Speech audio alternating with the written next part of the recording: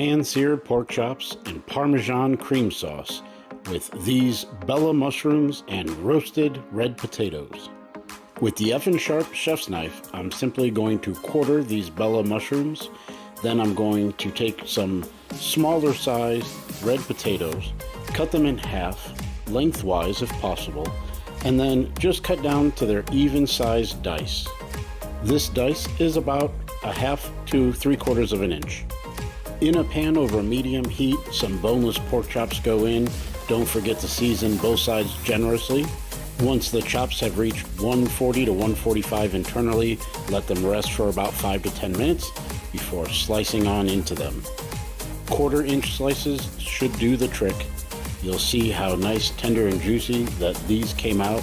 Absolutely perfect. Feel free to cook longer if that's your preference.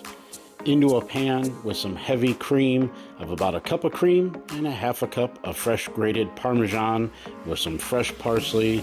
Once that reduces a bit to thicken up, go ahead and drizzle it on your roasted potatoes, your sauteed mushrooms, and your delicious pan-seared pork chops, and you've got a great meal. Visit fnsharp.com.